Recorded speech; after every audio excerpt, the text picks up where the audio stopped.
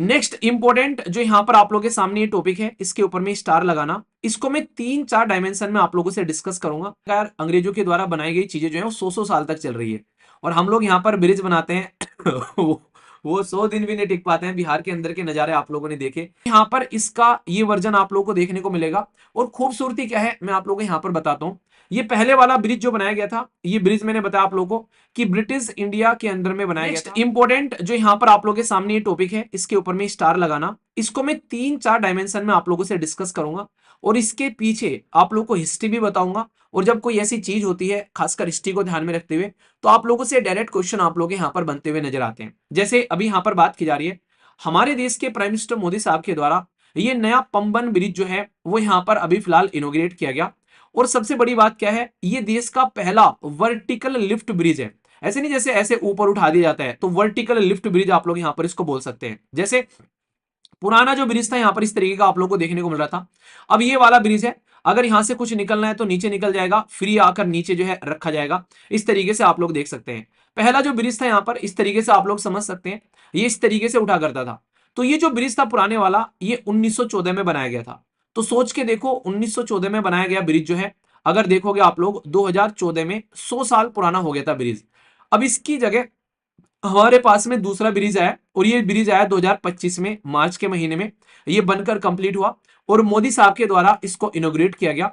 और वो जो पुराना ब्रिज था, मतलब सोच के देखो, मुझे कभी कभी तो इन चीजों को लेकर मतलब एक नहीं अलग सा वो आता है। मैंने कहा यार अंग्रेजों के द्वारा बनाई गई चीजें जो है वो 100 साल तक चल रही है, और हम लोग यहाँ पर ब्रिज बनाते हैं वो 100 दिन भी नहीं टिक पाते हैं। बिहार के अंदर के नजारे आप लोगों ने देखे पिछले कुछ टाइम पे।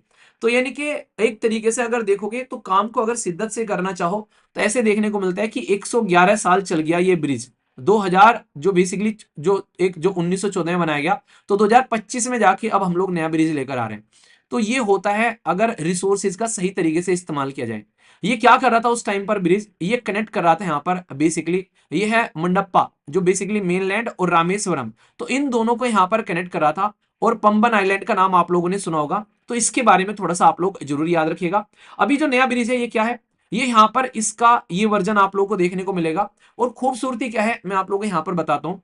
ये पहले वाला ब्रिज जो बनाया गया था, ये ब्रिज मैंने बताया आप लोगों को कि ब्रिटिश इंडिया के अंदर में बनाया गया था, मद्रास प्रेसिडेंट जो मद्रास रेलवे है उसके द्वारा।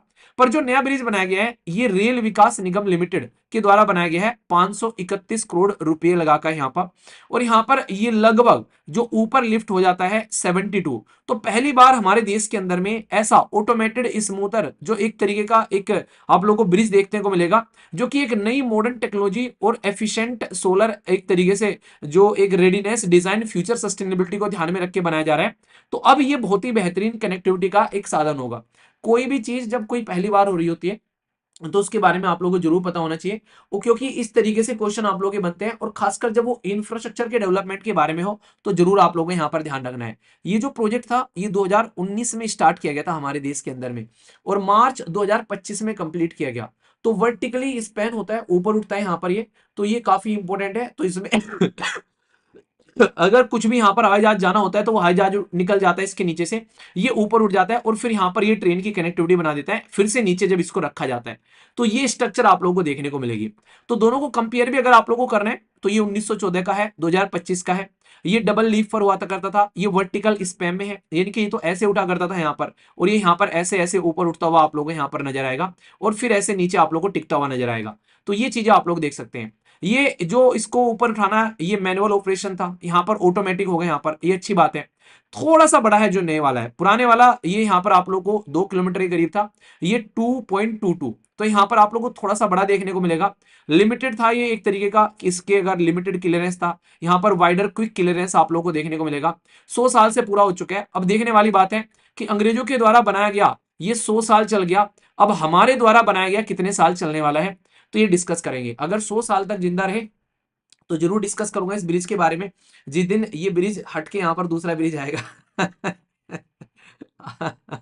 आप लोग क्या लगता है आप लोग कितने साल जीने वाले हो, हैं बताइए जरा। टारगेट लगा रखा है जिंदगी में, कितने साल जीने वाले हो?